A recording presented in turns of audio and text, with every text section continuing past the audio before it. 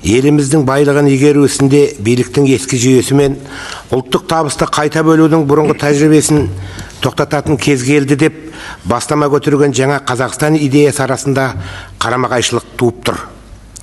Олигархиялық кланды биліктен түпкілікті кетіруді, ұрланған байлықты қайтаруды және экономиканы ел мен халықтың әлеуметтік қажеттілігіне қызмет етуге жұмылдыруды талап еткен қаңтар оқиғасы ескі биліктің зардабынан пайда болды.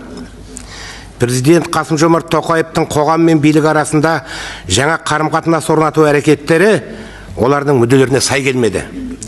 Міне сондықтан активтерді қайтару және оны халыққа табыстау күн тәртібінде тұрған аса маңызды мәселе. Ел жұрт активтерді қайтару процесінде биліктен жылдам әрі батыл қадамдар күтуде. Осы орайда президенттің пәрменімен арнайы комиссияның құрылуы және активтерді қайтару туралы арнайы заң шығатынын айтқан Тоқаев мырзаның уәдесі ел азаматтарына біраз сенім ұялатты. Бірақ сол комиссияның тарапынан ешбір нақты әрекет көрінбейді. Егер бірен-саран бірдеңе істеліп жатса, бұл бізден, қоғамдағы азаматтардан құпия өтуде. Халық атынан тікелей сайланған депутат ретінде ең алдымен құқық қорғау органдар қызметкерлеріне ескерту жасағым келеді.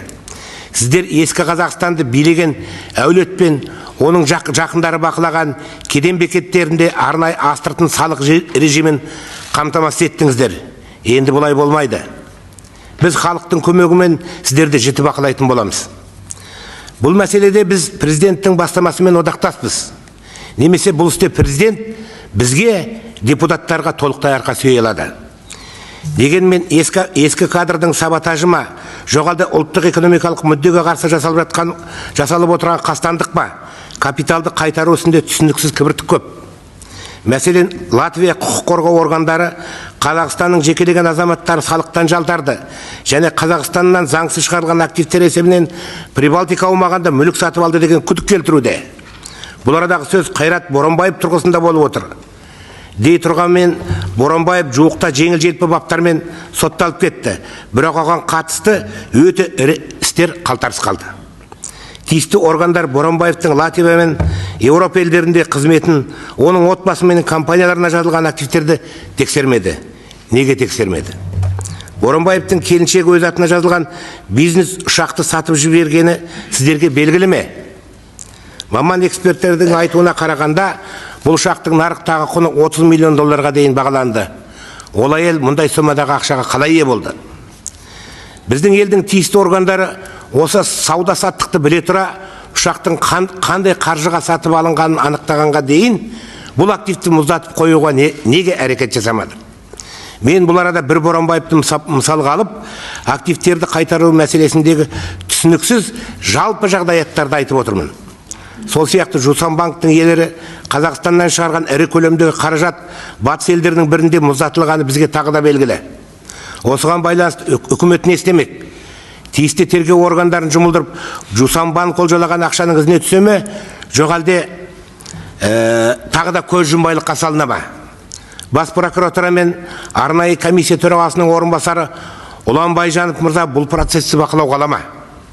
Бұл сұрақтарды нақтылап отырған себебім, ұрылар жымқырған қаржысын басқа жаққа тығып үлгерсін деп, бүгінгі билікте оларға мұрша беріп отырған біреулер бар сияқты. Біз ұрланған активтерді қайтару туралы заңды бірінші кезекте қабылдауды басты мақсат етіп отырмыз. Осы заңның арқасында біз капиталды қайтаруды неғұрлым тиімдірек бақылауға ала аламыз. Әлихан Асқанұлы, сіз үкімет басына жаңадан келген басшы емессіз. Бұған дейін министрлер кабинетін басқардыңыз.